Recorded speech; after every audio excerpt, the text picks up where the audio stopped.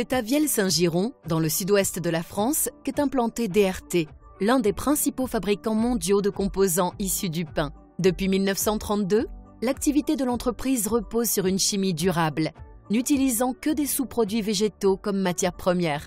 DRT propose à ses clients des produits biosourcés et renouvelables qui trouvent des applications dans les marchés de la parfumerie, de la santé, de la nutrition et de l'industrie de manière générale. Ce site de Saint-Giron utilise comme matière première des produits issus des papeteries, qui sont en fait des sous-produits de ces papeteries.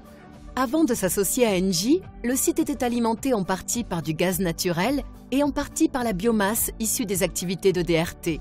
Une modernisation de cette production s'avérait nécessaire. En 2008, nous avions déjà des soucis avec l'augmentation du prix de l'énergie. En même temps, nous avions une chaudière qui était vieillissante, qui demandait des réparations majeures. Donc, on s'est penché sur les appels à projets de la Commission de la régulation d'énergie pour les biomasses et la cogénération. DRT a choisi de s'associer à Engie pour développer une cogénération biomasse qui est aujourd'hui alimentée de façon durable. La société Engie a construit sur le site, en partenariat avec DRT, une biomasse pour produire de la vapeur et de l'électricité, donc avec une cogénération. Et ça a permis de fournir 90% des besoins de vapeur sur le site. Et c'est une solution qui nous permet effectivement de réduire notre impact CO2 puisqu'on n'a pas besoin de dériver du pétrole. Cette cogénération donc, produit à la fois de la chaleur et de l'électricité, 10 MW en moyenne sur la turbine électrique et produit 90 GWh d'électricité par an. La livraison de chaleur aux clients DRT se fait 24 heures sur 24 grâce à une équipe d'exploitation qui est présente tous les jours, 365 jours par an. Aujourd'hui, la solution permet à DRT de réduire de 20 000 tonnes ses émissions de CO2 chaque année, tout en baissant sa facture énergétique.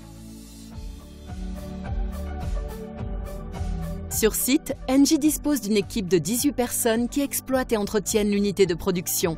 Tout comme les employés de DRT, ils doivent respecter les stricts protocoles de sécurité du site Seveso.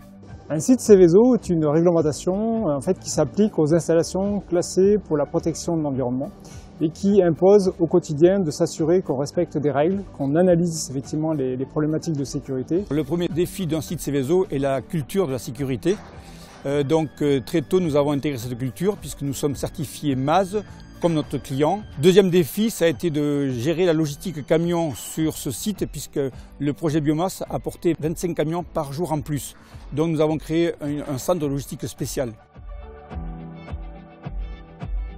Avec Engie qui s'occupe des besoins énergétiques du site, DRT a pu se concentrer sur son cœur de métier et faire des plans pour l'avenir.